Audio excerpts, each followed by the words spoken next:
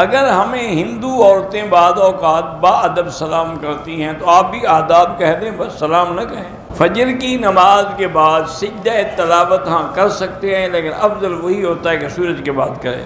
Doctor اسرار احمد مرحوم، اللہ ان کی قبر پہ رحمت فرمائے، بہت بڑے عالم تھے، اور خاص طور پہ انہوں نے قرآن اور ترجمہ قرآن اور تفسیر قرآن پہ بڑا کام کیا ہے، اللہ قبول فرمائے۔ فرض پڑھنے سے نماز ادا ہو جائے گی، لیکن سنت نہ پڑھنے سے گناہ گار ہوں گے اور حضور کی سنت کے تارک ہوں گے، اور اس کا نتیجہ ایک دن نکلے گا کہ فرض بھی چھوٹ جائیں گے۔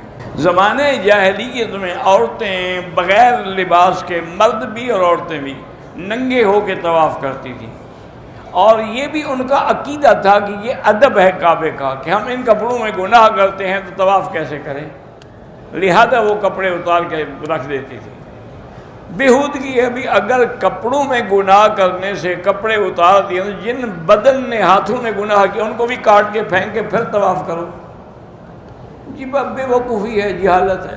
لڑکی خلو لینا نہیں چاہتی تھی، لیکن باپ نے زبردستی اس سے خلو کروایا، شوہر نے دستخط بھی نہیں کیا، وہ خلو نہیں ہوگا۔ جب وہ خاوند نے دستخط ہی نہیں کیا، لڑکی بھی نہیں چاہتی۔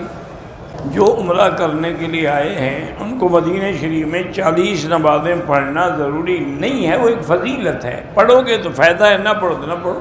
ایک عورت ہے، اس کے بچے جوان ہیں، شادی شدہ ہیں، اس کے خاوند پہ قرض ہے، وہ عورت فوت ہو گئی، اس عورت کے بعد جو زیور تھا، کیا اس کا خاوند وہ زیور بیچ کر اپنا قرض اتار سکتا ہے؟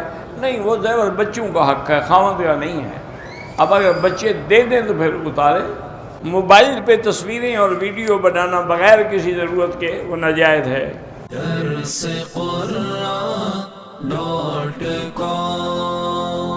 www.darsequran.com